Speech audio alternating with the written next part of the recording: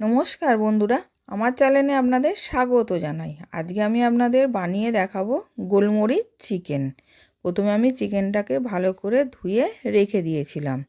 এবার আমি ওর ওপর দিয়ে লেবুর রস দিলাম,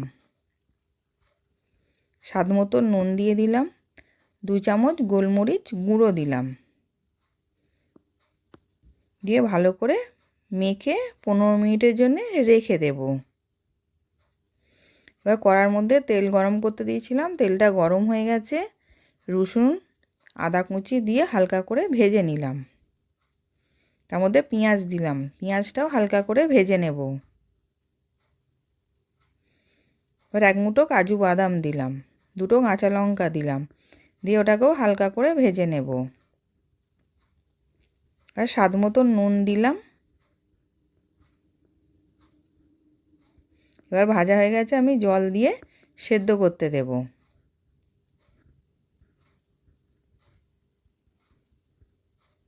এবার সেদ্ধ হয়ে গেছে, নামিয়ে রেখে দিয়েছিলাম, ঠান্ডা হয়ে গেছে। মিক্সিং জারে দিয়ে আর 2 চামচ টক দই দিলাম, দিয়ে ওটা পেস্ট করে রেখে দিয়েছি।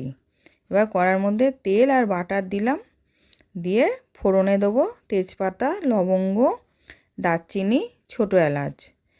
দেওয়ার পর এবার আমি মাংসটা দিয়ে দিলাম, দিয়ে ভালো করে ভেজে নেব।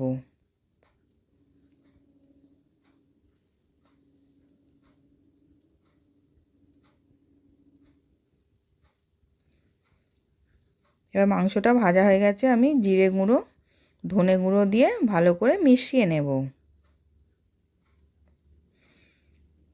এবার ওই পেস্টটা করা ছিল ওটা দিয়ে দিলাম, দিয়ে ওটাকেও ভালো করে কষিয়ে নেব।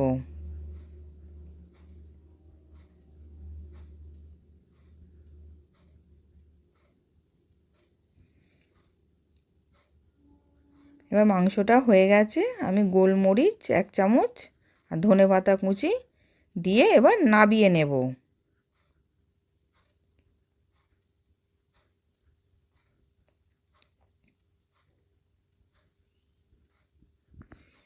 এবার নাবিয়ে নিয়েছি, গোলমরিচ চিকেন রেডি। আশা করছি আজকের ভিডিওটা ভালো লেগেছে। আমি হাজির হব আর এক নতুন রেসিপির সাথে।